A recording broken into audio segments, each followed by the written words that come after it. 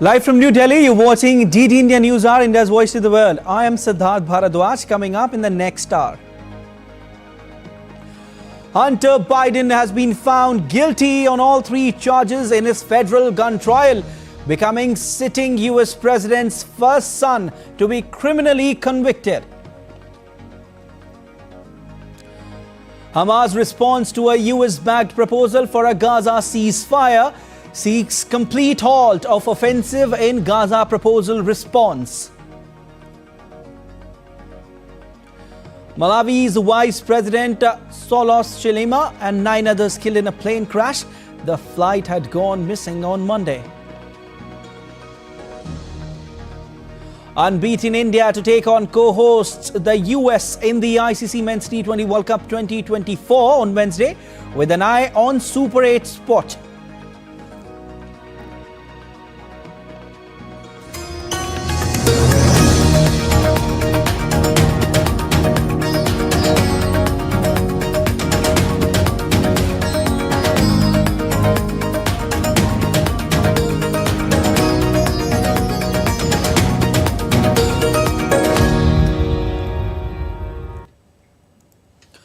President Joe Biden's son Hunter Biden has been convicted by a jury on Tuesday of lying about his illegal drug use to buy a gun, making him the first child of a sitting US president to be convicted of a crime. Hunter Biden faces up to 25 years in jail but is unlikely to receive the maximum sentence, as Caroline Malone reports. In a statement shortly after the verdict, he said he was disappointed with the outcome, but that the love and support of his family was even more important and warming to him. We heard much the same from the US president himself, Joe Biden, saying that, people have to remember he is not just the president, he's also a father, and the love of his family is more important to him. However, we also heard live from President Biden during a gun violence prevention event later on Tuesday afternoon. He addressed the need to ban assault weapons. He spoke to a crowd in a tone that was very much campaigning, which is ahead, of course, of the US presidential election later this year. He did not mention his son's verdict, that his son had been found guilty on these 3 charges. However, President Biden did change his schedule. He is headed straight for Wilmington, Delaware. He is expected to be there until Wednesday afternoon, when he's due to fly out to Europe to be present for the G7 leaders meeting. Now, during this trial itself, we heard a lot of testimony from witnesses talking about Hunter Biden's substance abuse problems, how he used and abused drugs over many years. The ultimate question was he using drugs or knew that he had been using drugs when he entered the form to say that he wasn't a drug user to buy the gun? Clearly, they found him guilty of that. But the special prosecutor, David Weiss, came out afterwards and said it isn't just about this as a person who has an addiction. This is about his criminal act. This is about the lying that is the crucial part of why he was found guilty. We also heard from another interesting voice. That was from one of the jury members, known as jury number 10. Wasn't given his name to US media, but he spoke out earlier on Tuesday and said that there was sadness on his part for the Biden family. He thought it was especially sad that Naomi Biden, who's the daughter of Hunter Biden, was took to the stand and gave evidence about her own father and his substance abuse problems. He said it didn't help their case, it didn't hurt their case, but he didn't see it as being necessary. But clearly, in the last couple of weeks, a lot of the challenges and problems and sadness of the Biden family has been aired to the public. And here we are now with this guilty verdict for Hunter Biden. We await a sentencing date. It could happen in the next few months, anything up to 120 days. During that time, July 8th, we're likely to get Donald Trump's sentencing as well. He, of course, was found guilty on 34 business falsifying claims. So we could be in a scenario when potentially both Donald Trump and the son of the president, Hunter Biden, get jail time, really, before we get to the presidential election this year. At least with Hunter Biden, though, the special prosecutor has come out to say they're not going to be going for the maximum sentence because he's a first-time offender. Hunter Biden, though, does also have another trial coming up in September where he's facing tax evasions. All of this happening, of course, just a few months before November's presidential election. Caroline Malone in Washington for DD India. US President Joe Biden showcased his administration's efforts to cut down on illegal gun trafficking just hours after his son Hunter was convicted of lying about his drug use to illegally buy a gun. Democrats largely favor stricter gun laws to reduce deaths from gun violence across the country.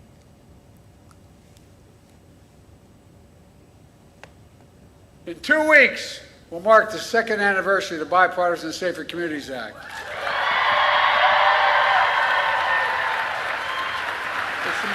It's the most significant gun legislation in nearly 30 years. It was designed to reduce gun violence and save lives, and I'm so proud of the tremendous progress we made since then. Hamas formally responded to a US ceasefire proposal for the 8-month-old conflict in the Gaza Strip. Hamas official reaffirmed its stance that a ceasefire must lead to a permanent end to hostilities in Gaza. This would be a 3-phase plan, starting with an initial 6-week ceasefire with an Israeli military withdrawal from populated areas of Gaza. Israel is committed to these goals: to free all the hostages, to destroy Hamas's military and governing capabilities, and to ensure that Gaza does not pose a threat to Israel in the future. Israel sticking to its guns against the Hamas as the United Nations Security Council backed a proposal on Monday outlined by President Joe Biden for a ceasefire in the Gaza Strip. Russia abstained from the UN vote, while the remaining 14 Security Council members voted in favor of the resolution supporting the 3-phase ceasefire plan laid out by President Joe Biden on the 31st of May that he described as an Israeli initiative. The Hamas welcomed the adoption of the US drafted resolution in a statement saying it is ready to cooperate with the mediators who are implementing the principles of the plan. In Tel Aviv on Tuesday, US Secretary of State Antony Blinken, who had just met family members of Israeli hostages being held captive in Gaza, dubbed the Hamas's reaction as a positive sign and put the onus for clinching the deal on the Palestinian terror group. Well, I say it is a hopeful sign, just as statement that they issued after the president made his proposal 10 days ago was hopeful, but it's not dispositive. What is dispositive, at least what's so far been dispositive one way or another, is the word coming from Gaza and from the Hamas leadership in Gaza. That's what counts, and that's what we don't have yet. And that's why I say we're waiting to see. Everyone has said yes, except for Hamas. And if Hamas doesn't say yes, then this is clearly on them. Tuesday saw added pressure being put on both sides to agree to truce at an emergency humanitarian conference for Gaza in Amman, co-hosted by Jordan, Egypt and the United Nations to let more aid into the besieged strip. Excellencies, the horror must stop. It's high time for a ceasefire along with the unconditional release of hostages. I welcome the peace initiative recently outlined by President Biden and urge all parties to seize this opportunity and come to an agreement. But on the battleground, the fighting keeps taking a heavy toll. In Jerusalem, family, friends and comrades attended the funeral of a 19-year-old Israeli soldier killed in battle in southern Gaza. 4 Palestinians were killed in the West Bank by Israeli soldiers on Tuesday, conducting an operation near Ramallah to catch an arson suspect. Peace remains elusive.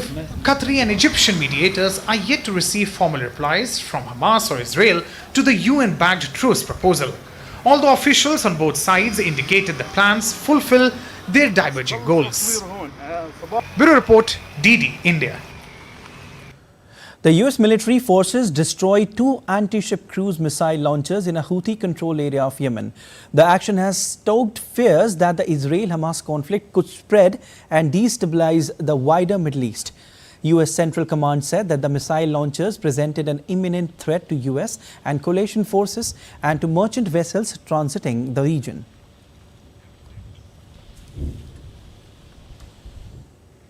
UK Prime Minister Rishi Sunak and Labour leader Keir Starmer go head-to-head in a second televised debate on Wednesday.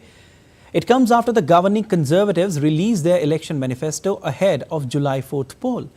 DD India's Oli Bhatt reports from London. Well, the war of words between the governing Conservative Party and opposition Labour, particularly about the economy and taxation, is increasingly robust. The Labour Party are accusing the Conservatives of gaslighting the country when it comes to the economy and their pledges over taxation. In the Conservative Party's manifesto launch on Tuesday. They did pledge billions of dollars in tax cuts. The Prime Minister Rishi Sunak insisting that the government can allow people to keep more of their own money in their pockets rather than giving it to the government to spend. The Labour Party insist that they are unfunded, uncosted tax cuts, and that the Conservatives have not set out the full detail about how exactly they would raise the money to pay for them. In turn, the Conservatives accuse the Labour Party of having a series of spending pledges that would require a series of tax rises. That is a principle that the Labour Party denies. Now, later we have the second televised head-to-head debate between Rishi Sunak, the Prime Minister, and Keir Starmer, the leader of the Labour Party, with polling continuing to suggest that the Conservatives trail by a wide margin Keir Starmer's Labour Party. It may well be a similar situation to what we saw the first time round, with Keir Starmer trying to play it safe and not make a major slip-up, and Rishi Sunak perhaps minded to go on the attack because he needs something in the polling to change between now and July the 4th, and change by a significant amount. Also on Wednesday, the Green Party released their election manifesto. Ollie Barrett in London reporting for DD India. Amidst looming election defeat, Prime Minister Rishi Sunak unveils a bold pledge to slash taxes by £17 billion or $21.7 billion for working Britons, aiming to reverse dismal polling prospects. Syed Absarul Hassan reports. On Tuesday, Conservative Party of the United Kingdom unveiled its manifesto, Prime Minister Rishi Sunak promising significant tax cuts and assistance for the first-time home buyers, outlined his vision for the country in the upcoming July 4th election. We will pay for permanent reductions in taxation by controlling the unsustainable rise in working-age welfare that has taken off since the pandemic. In this party, we believe that it is morally right that those who can work do work, and that hard work is rewarded with people being able to keep more of their own money. So we will ensure that we have lower welfare so that we can deliver lower taxes. Sunak additionally committed to reducing migration numbers by half, increasing housing constructions and offering financial aid to individuals purchasing their first homes. In the next Parliament, we will go even further, delivering 1.6 million new homes by speeding up planning on brownfield land in our inner cities and by scrapping defective EU laws. The public in UK continues to wrestle with a 21% surge in shop prices over the last 3 years. Additionally, they are dealing with the aftermath of the tumultuous tenure of Rishi Sunak's predecessor, Liz Truss, whose economic policies resulted in higher borrowing costs and increases in mortgage rates. Furthermore, the Conservative Party faces a challenge from the right-wing Reform UK Party led by Brexit campaigner Nigel Farage, who has pledged to spearhead a revolt against the Conservatives. Surveys consistently show the Conservatives trailing by about 20% behind Keir Starmer's Labour Party. Syed Absarul Hassan for DD India. And still to come on DD India News Hour. Russia launches missile and drone attack on Kyiv, says Ukraine's military. Japan considering to impose sanctions on companies including Chinese firms suspected of aiding Russia in the Ukraine conflict. Thousands of Muslim pilgrims arrive at the Grand Mosque in Saudi Arabia's Mecca ahead of the start of Hajj 2024.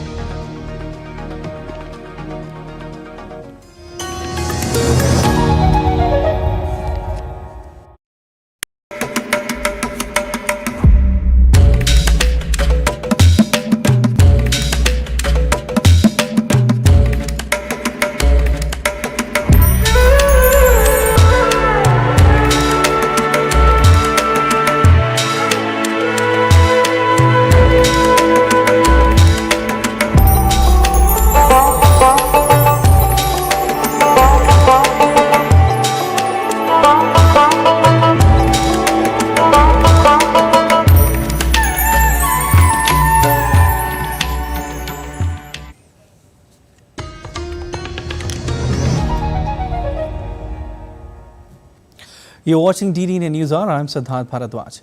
Prime Minister Narendra Modi will travel to Italy on Thursday to attend the Group of Seven summit. In its first overseas visit after assuming office, Prime Minister Modi would join global leaders in attending the G7 summit, which is being held in Italy's Borgo Egnazia from June 13th to 15th. Our correspondent Amrit Pal Singh reports from Italy.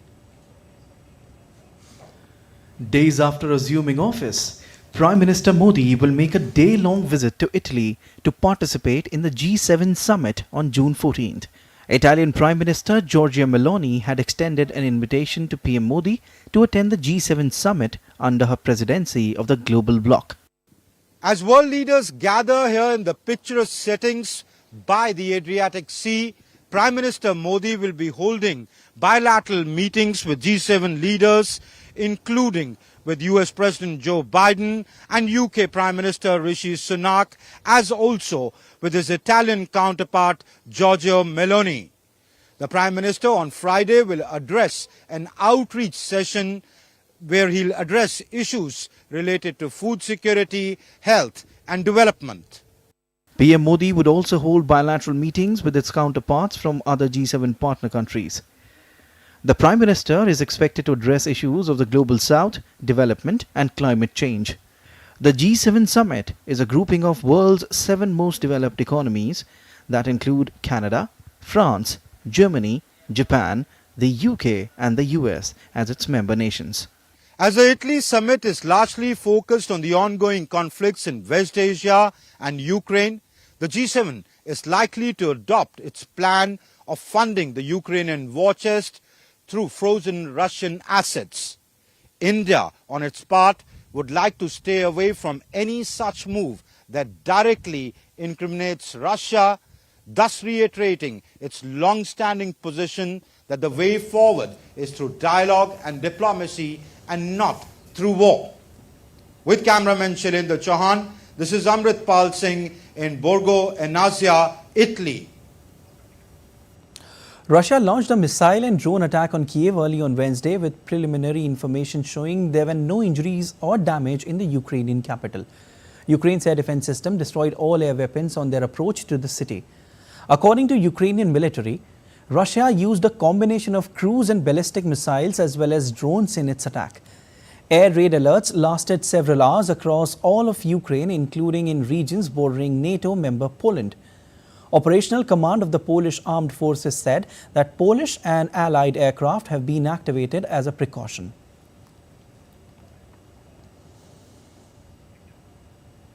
Russian President Vladimir Putin on Tuesday welcomed Turkey's interest in the BRICS group of nations during a meeting with Turkish Foreign Minister Hakan Fidan in the Kremlin. On Monday, Turkish Foreign Minister has expressed the desire to join BRICS during his visit to China.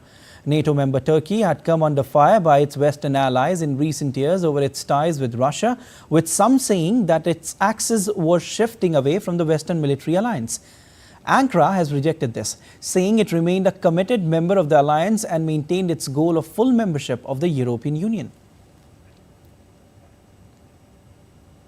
Latvia's President Edgars Rinkēvičs hailed NATO's Eastern Flank Summit as historic, as it included latest members of the alliance, Finland and Sweden, to discuss pressing security issues including Russia and Belarus.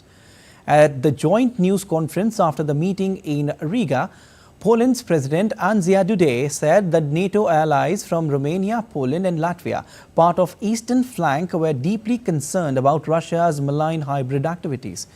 The Bucharest Nine includes Bulgaria, the Czech Republic, Estonia, Hungary, Latvia, Lithuania, Poland, Romania and Slovakia. 2 Indians recruited by the Russian army died in the ongoing conflict in Ukraine. Indian embassy in Moscow has pressed the Russian authorities, including the Ministry of Defense, for early repatriation of mortal remains. India has also demanded that there be a verified stop to any further recruitment of its nationals by the Russian army. The US government plans to announce wider sanctions on the sale of semiconductor chips and other goods to Russia, with the goal of targeting third-party sellers in China. The move comes at broad push by the Biden administration to respond to Russia's efforts to circumvent Western sanctions and choke off its conflict efforts against Ukraine. The administration to announce it's broadening existing export controls to include US branded goods, not just those made in the United States. And Japan is considering to impose sanctions on companies, including Chinese firms suspected of aiding Russia in the Ukraine conflict. Preparations are underway for Prime Minister Fumio Kishida to announce the sanctions at the G7 summit if the plans are finalized. US states officials claim China of backing Russia's conflict effort in Ukraine by helping Moscow with military buildup.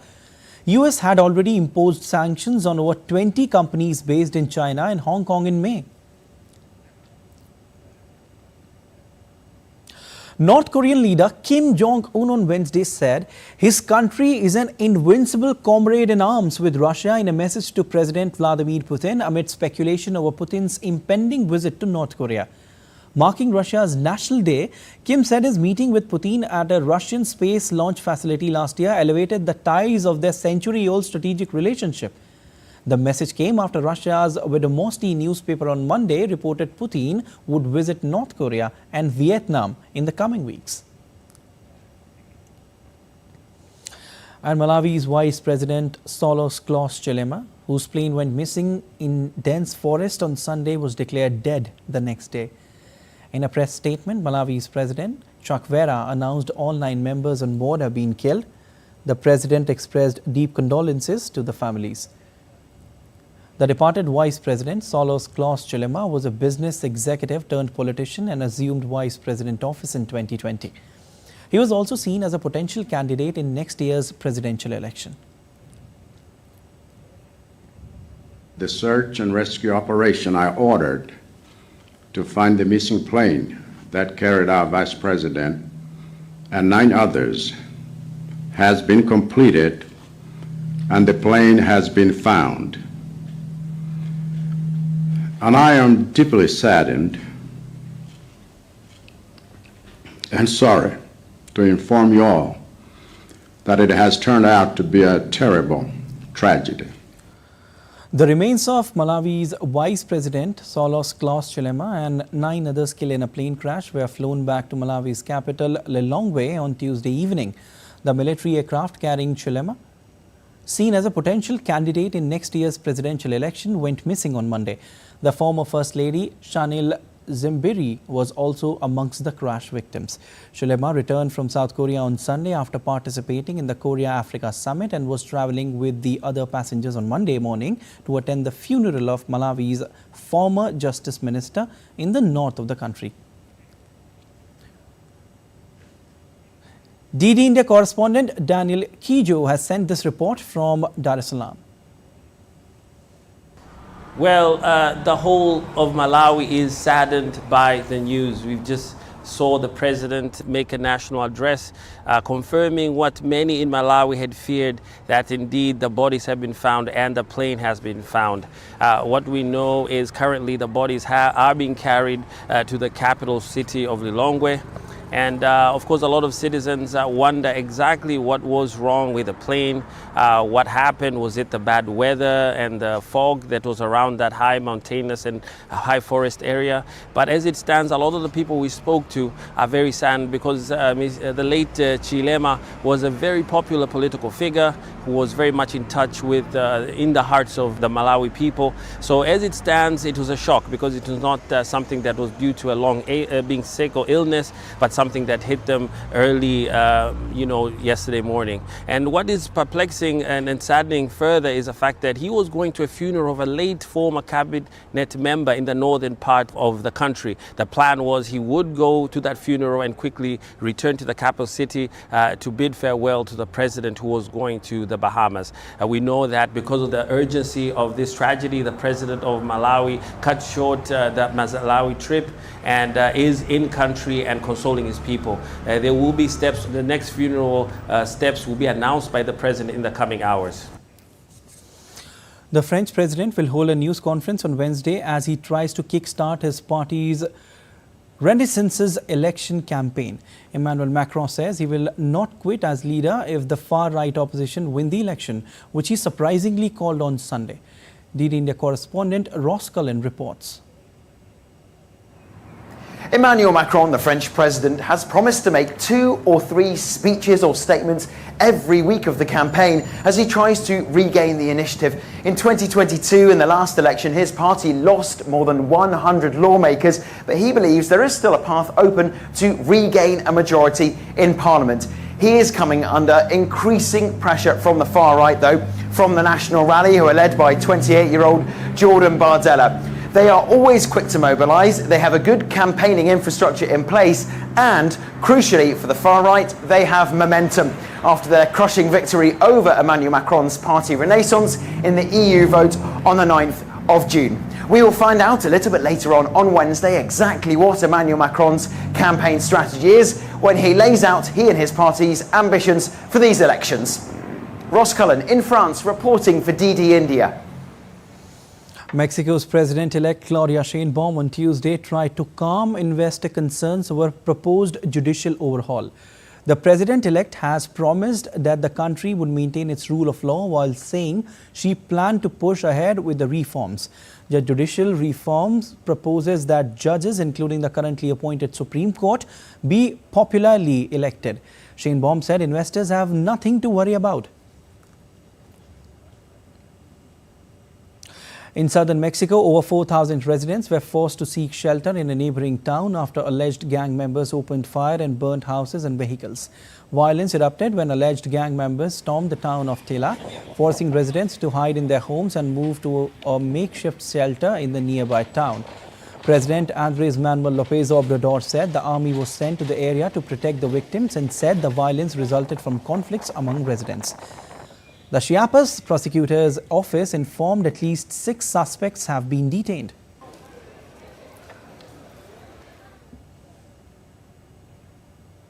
And let's take a look at other stories making news around the world.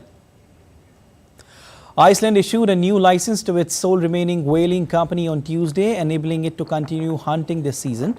The move drew a sharp response from campaigners and activists.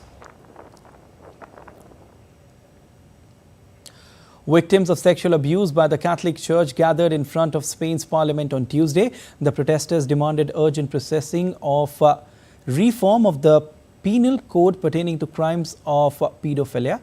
The reform lifts the statute of limitation for the crimes. Thousands of Muslim pilgrims arrived at the Grand Mosque in Saudi Arabia's Mecca on Tuesday ahead of the start of Hajj. It is mandatory for every able-bodied Muslim who can afford it to partake at least once in their lifetime. Ukraine presented the unmanned systems forces in Kyiv on Tuesday. This comes a day after the military announced the appointment of a new commander. A climber in Argentina attempted to reach the top of a 30-story building without using safety equipment on Tuesday. The Polish man was later intercepted by a rescue team. He was put in custody and will now face a fine. The oldest member of the K-pop supergroup BTS, Jin, finished his mandatory military service on Wednesday. He was welcomed back by 6 members of the group on discharge.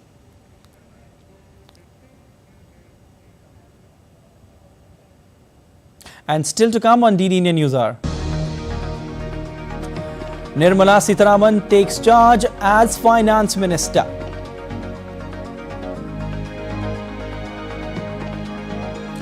Andhra Pradesh will get its new Chief Minister today. Mohan Charan Maji to take oath as Chief Minister of East Indian state of Odisha today.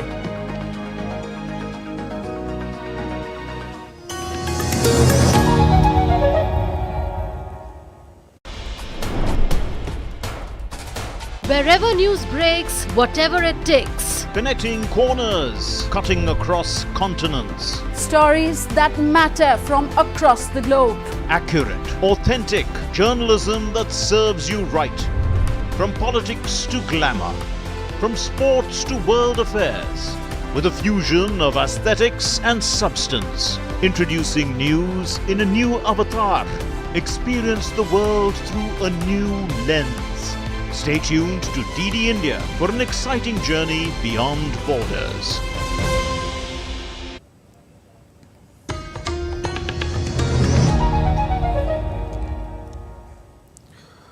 You're watching DD India News Hour. I am Siddharth Bharadwaj. A quick recap of the headlines. Hunter Biden has been found guilty on all 3 charges in his federal gun trial, becoming sitting US president's first son to be criminally convicted. Hamas responds to a US-backed proposal for Gaza ceasefire, seeks complete halt of offensive in Gaza proposal response. Unbeaten India to take on co-hosts the US in the ICC Men's T20 World Cup 2024 on Wednesday with an eye on Super 8 spot.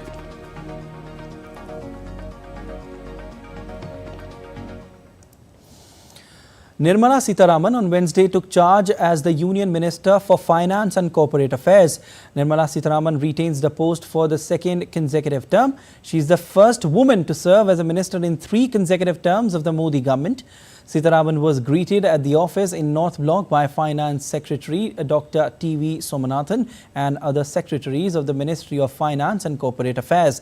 She expressed her sincere gratitude to Prime Minister Shri Narendra Modi for giving her the opportunity to work as the Union Finance and Corporate Affairs Minister again and serve India and its people under his guidance.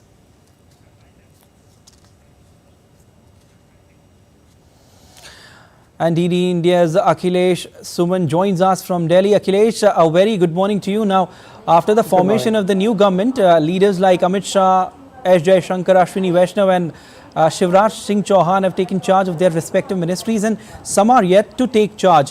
What's the latest you're getting for us from Modi 3.0 cabinet and what is the message coming out from the ministers? Nirmala Sitharaman has also taken charge. Yeah, good morning, Siddharth. Actually, that Nirmala Sitharaman, as you already told, that, she has taken the charge as Union Finance Minister. Similarly, Road and Transport Minister and Highways Minister, Mr. Nitin Gadkari, has also taken charge today morning. As far as, Defence Minister Rajnath Singh concerned, he is engaged as well, so I think he will take charge either today evening or maybe tomorrow morning. As far as that whole scenario after Modi 3.0 government is taking shape, the messages coming out of it is very interesting, and the message is that of continuity. I will just tell you one or two examples. Like Union Home Minister Amit Shah said that he will work against terrorism and to uproot Naxalism. So yesterday when he was taking charge, so I think it is like continuity because Union Home Minister has always been telling that India needs to be free from all types of extremism and terrorism. Indeed. So that continuity is showing. Likewise, that if you go to Mr. Bhupendra Yadav, who is the Environment Minister again, he is talking about life. Means Prime Minister Narendra Modi had once told that we have to make our lifestyle to accommodate the concerns of the environment. So Bhupendra Yadav gave the same message while taking charge yesterday. Similarly, if you talk about Qatar, Mr. Khattar, Manohar Khattar, who is Urban Affairs Minister now, he is talking about sanitation and stop the cities from flooding. Means he wants to make the drainage system of the cities, across the country well equipped so that there should be no flooding. So if you go to the External Affairs Minister, he talks about we have to resolve the issues with China. And he talks about export of terror from Pakistan is not a good neighborhood relationship. So I think they are giving a message that it is a continuity and also type of evolution. So when Jaishankar talks about resolving issue with China, it is always an evolving situation. When he talks about Pakistan, he thinks that the new government, new dispensation in Pakistan may think that what its own interest. So I think this government is going on in continuity, evolution to come, meet the new challenges that is coming to the country, and how to implement the old good practices that were there in last 10 years, Siddharth. Definitely, Akhilesh, the message all in all which is coming out is for the betterment of the country. Thank you so much for joining in, and thank you so much for your analysis. The South Indian state of Andhra Pradesh will get its new chief minister today. The state is gearing up for the swearing-in ceremony of Telugu Desam Party chief N. Chandrababu Naidu as the chief minister. Prime Minister Narendra Modi will also attend the ceremony to welcome the new state government.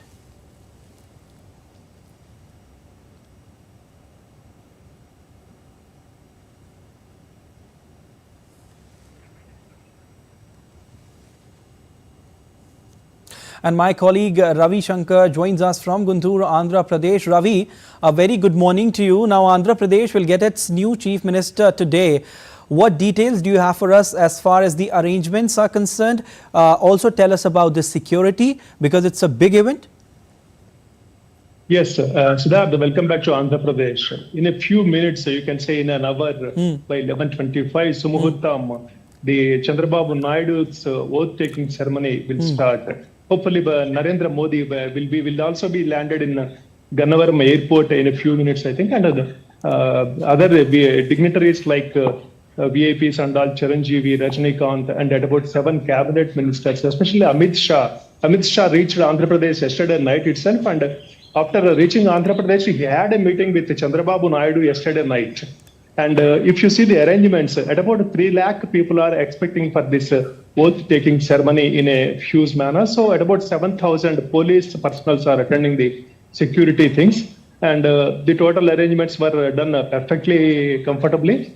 And if you see the dignitaries, not only the cabinet ministers and VIPs, Sellyard heroes, here we should mention the Amaravati farmers, because the TDP, it is taking utmost care of them. And the TDP invited them in a special manner to attend the victory, because they are the one who gave their agriculture lands to build the capital. And among with them, Singapore, South Korea, Netherlands, and Japan. These consulate generals are also invited to this event, because they are the one who gave their plans and all to build the Amaravati, which is the capital of Andhra Pradesh.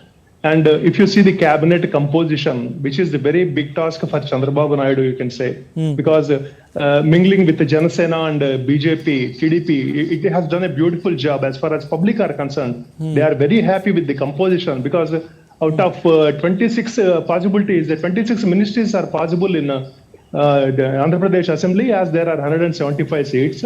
So out of these 26, one is of Chandrababu Naidu, and Pawan Kalyan, he was honored with the deputy CM. And apart from the other, 17 new faces are there. 23 ministers are going to take oath today. And out of them, 17 new faces. They are very fresh for the ministries. And here we should mention 10 fresh MLAs who are contesting first time in their life in the general elections. And they are also honored with ministries. That is the thing, and the people are very happy with this ministry composition, because these 3 parties, they are very comfortably mingled, and they are very happy with the things that they are doing. All right. Who all are the expected, leaders who will be joining the ceremony today? If you could just tell us something about that. Yes. First, we should mention as the first one, Narendra Modi ji, and after him, Amit Shah, and Venkaiah Naidu, who is the ex-Vice President of India. And along with them, Chiranjeevi and Rajnikant. Chiranjeevi, he is a state guest from Andhra Pradesh. Chandrababu Naidu took an initiative and honored him as with the honor of a state guest. And he also landed along with his family. And Maharashtra CM, Eknath Shinde, Madhya Pradesh CM Mohan Yadav, and other 7 cabinet ministers also attending. And you should mention the state of ministers from Andhra Pradesh, who are Pinjarapu Ram Mohan Naidu and Pemmasani Chandrasekhar. And you should mention these 2 also as the dignitaries now. All right, thank you so much for your assessment. Mohan Charan Majhi will take oath as Chief Minister of East Indian state of Odisha today.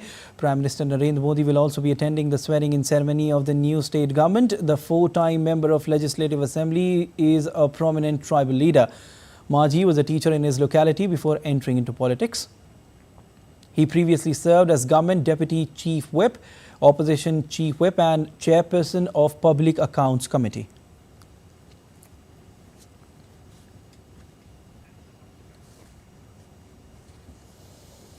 All right, in DD India correspondent Saubhagya Kar joins us from New Delhi to give more details on this. Saubhagya, good morning to you. Very good morning, in fact. Mohan Charan Maji, he will take oath as Chief Minister of the East Indian state of Odisha today. What latest are you getting for us? We have all seen in these elections what happened in the state of Odisha. Everyone is talking about it. Siddharth, rightly you said, Mohan Maji, fourth term MLA. You know, his wife, speaking to reporters yesterday, said that he was confident to become a cabinet minister in the state government because he's a fourth-term MLA and he was chief whip. But he never thought that he would become CM. Like BJP is always, I used to say that BJP is always offer surprises, and Mohan Maji was the surprise peak. He's a tribal MLA and he's a son of a watchman. He started his career as a teacher. He was a teacher in Saraswati Sishu Mandir, then he left that, then he became Sarpanch, and now the rest is history. Siddharth, can you hear me, Siddharth? Definitely, Saubhagya. Yeah. Siddharth, the swearing in is likely at 4:45 as it is scheduled, and the Prime Minister, Home Minister, Defence Minister is already, Rajnath Singh is already there, and you know, state government has announced half-day leave for everyone in Bhubaneswar. The schools, colleges and the courts remain shut after 1 p.m. so that people will take part in the first ever BJP government in Odisha. Siddharth? Definitely, Saubhagya, you hail from Odisha, you know what is the ground report. You have also said that the new Chief Minister, who will be swearing in was a teacher. So can you just tell us, after he will become the Chief Minister, what developments can we expect in the state of Odisha, Saubhagya? Siddharth, you know, it is a mineral rich state. You know, 50% of iron ore comes from Odisha. 50% of the country's iron ore comes from Odisha. Certainly. And Mohan Maji hails from that area, which is rich in iron ore. So I think that Mohan Maji, knowingly fully well that Odisha's development comes from Keunjhar. He hails from Keunjhar. Hello. Yeah, I can hear you. I can hear you completely, Saubhagya. Continue. Yes, Siddharth. Continue, Saubhagya. Yes, Siddharth. The swearing in place is Janta Maidan. There is a huge place in Bhubaneswar, and then there will be massive crowds expected. Nearly 1 lakh crowd expected at the swearing in ceremony, and all preparations are over for the swearing in ceremony. Siddharth? Definitely, Saubhagya. Thank you so much for your assessment, and then thank you so much for joining in, Saubhagya. The Indian government appointed Lieutenant General Upendra Dwivedi as the next Chief of the Army Staff. Lieutenant General Dwivedi will assume the charges on June 30, while General Manoj C. Pandey, the present Chief of the Army Staff, will demit the office on the same day. General Pandey, who was to retire on May 31st, had been given a 1-month extension. Lieutenant General Dwivedi is currently serving as the Vice Chief of the Army Staff. Dwivedi has held important posts, including those of Director General Infantry and General Officer Commanding in Chief of the Northern Command from 2022 to 2024, before being appointed the Vice Chief of the Army Staff. Japan-India maritime exercise JIMX-24 commenced at Yokosuka in Japan. The exercise includes both harbour and sea phases. The harbour phase will comprise professional, sports and social interactions, after which the two navies will jointly hone their war-fighting skills at sea and enhance their interoperability through complex multidisciplinary operations in the surface, subsurface and air domains. And let's take a look at other stories making news. The Rajasthan Police marked its Foundation Day 2024 on Wednesday. Chief Minister Bhajan Lal Sharma attended the program at Rajasthan Police Academy campus.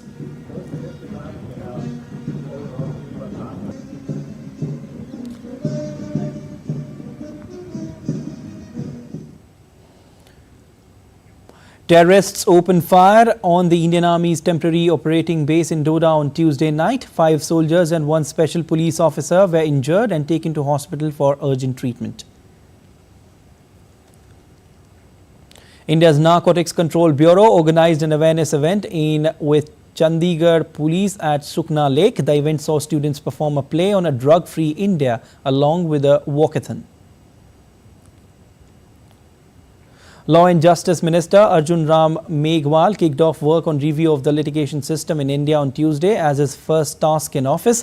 The new policy aims to collate stakeholder opinions and reduce pendency of government lawsuits. And still to come on DD India News Hour. We tell you how India and Lanka IOC managed fuel crisis in Sri Lanka despite all the challenges. Pakistan finally notched their first win of the T20 World Cup 2024, defeating Canada.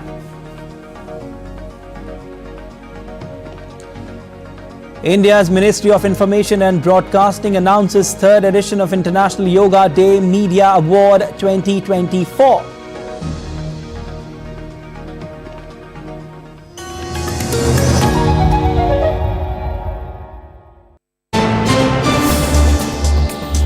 Voice of a rising aspirational world.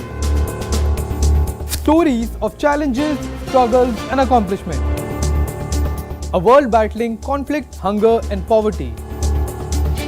Embracing growth, development, science and technology. A voice of progress, a voice of unity. Watch Voice of the Global South with me, Akshay Dongre, only on DD India.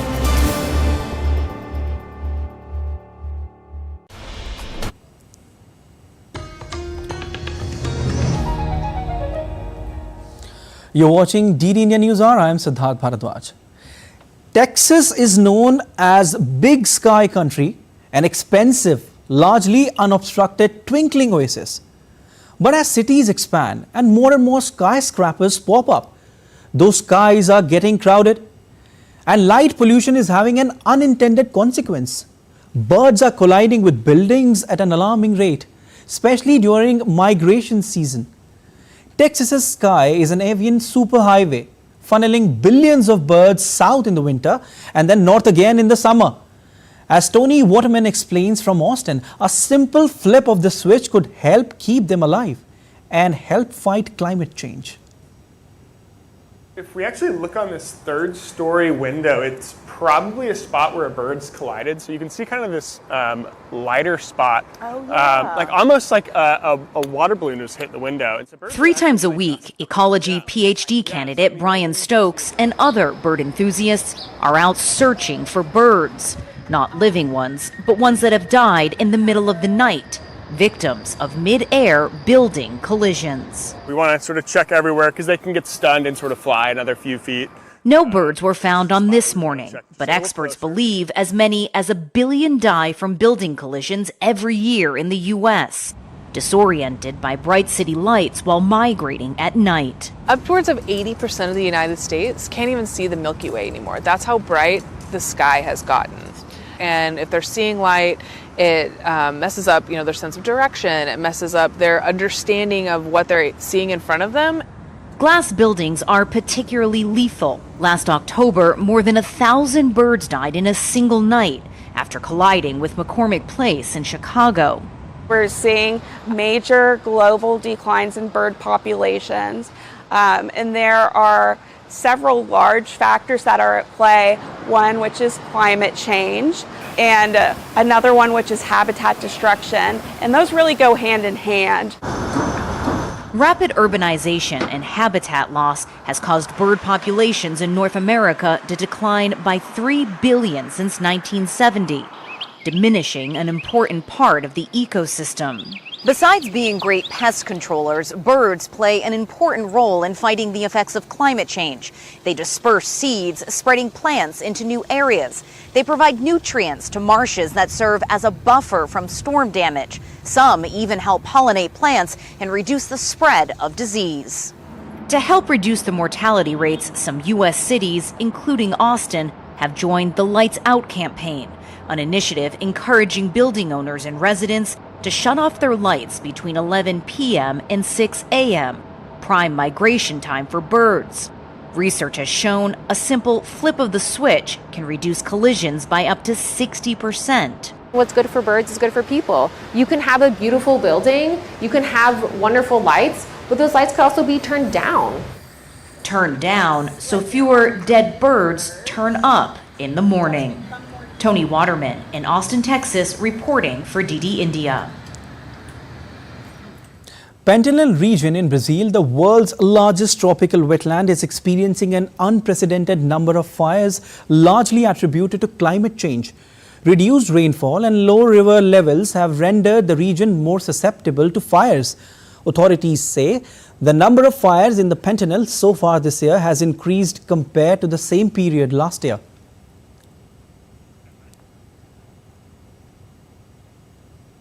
The first session of the 18th Lok Sabha will commence on June 24 and conclude on July 3rd. Parliamentary Affairs Minister Kiran Rijiju announced on Wednesday that the session will begin on June 24 for oath or affirmation of the newly elected members and will conclude on July 3. President Draupadi Murmu will address a joint sitting of the Lok Sabha and the Rajya Sabha on June 27 and is likely to outline the new government's roadmap for the next 5 years. Now, let's take you across to the stories related to International Yoga Day.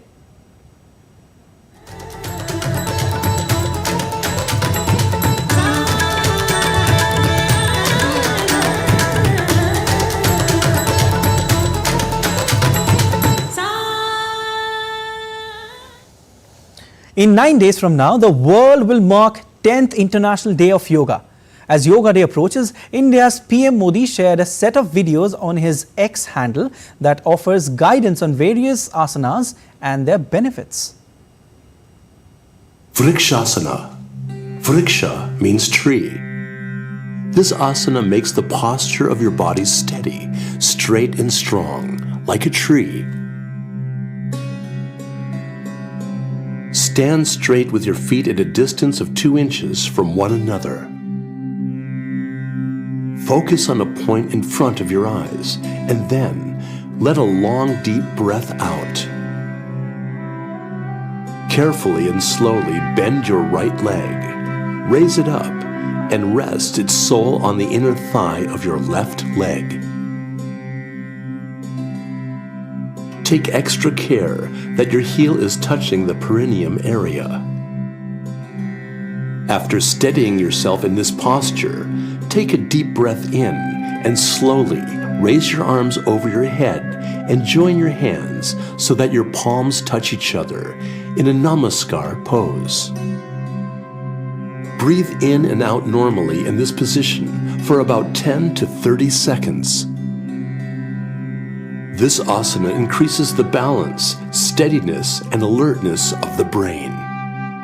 Vrikshasana also improves your neuromuscular coordination. This asana also strengthens the muscles of the legs.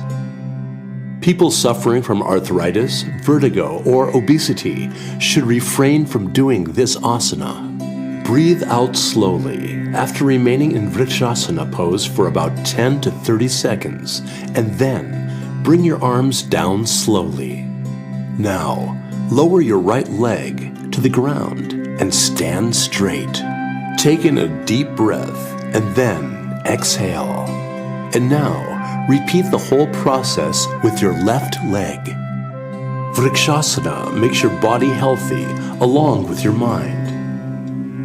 This asana increases the alertness of your brain and helps you to complete your work with increased focus.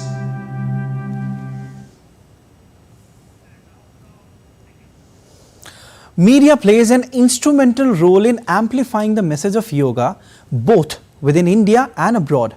And in order to recognize the immense power and responsibility, Ministry of Information and Broadcasting has announced the 3rd edition of Antarashtriya Yoga Divas Media Samman 2024.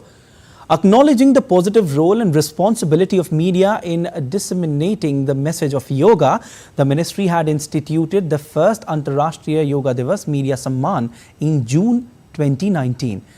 Under the Antarashtriya Yoga Divas Media Samman 2024, 33 Sammans will be given out under 3 categories, namely print, television and radio in 22 Indian languages and English. A curtain raiser yoga event was organized in Chittagong, Bangladesh on Tuesday ahead of the International Yoga Day 2024. The Assistant High Commission of India in Chittagong organized the event in synchronization with Inayat Bazar Mohila College and Quantum Foundation on the theme of Yoga for Women Empowerment. More than 150 students ardently participated in the yoga sessions, and most of them were girl students. Another International Yoga Day pre-event was organized at Notre Dame College in Dhaka. The Indira Gandhi Cultural Center, High Commission of India, Dhaka, organized the event in collaboration with Notre Dame College. Large number of students and teachers participated in the protocol yoga season. You're watching DD India News Hour. Time now for sport. And in ICC Cricket World Cup, United States takes on India in what promises to be a thrilling encounter. Few would have given that US a chance of progressing to the knockout stages. However, such is the unpredictable nature of 20-over cricket that the underdogs have their Super 8 destiny in their own hands. US now faces their toughest challenge yet against the formidable men in blue. Stay tuned as our correspondent Tapas Bhattacharya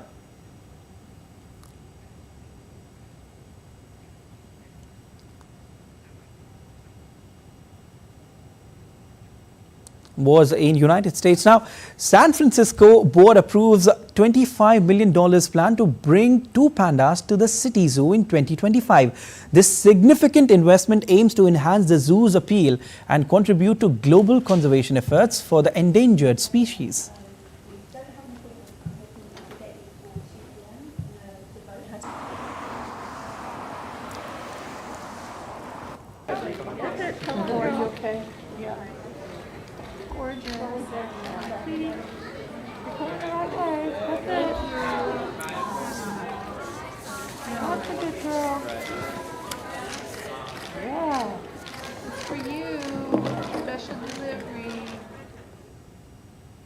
That's all for this edition of DD India News Hour, but let us know your thoughts on the news of the day. For those on the go, you can get all the latest news and updates from India and across the world on the DD India mobile app. The app is available on both Android and iOS platforms. Scan the QR code on the screen to download now. We'll be back with more news as it breaks here on DD India. I am Siddharth Bharadwaj from all of us here in Delhi. Thanks for watching DD India News Hour.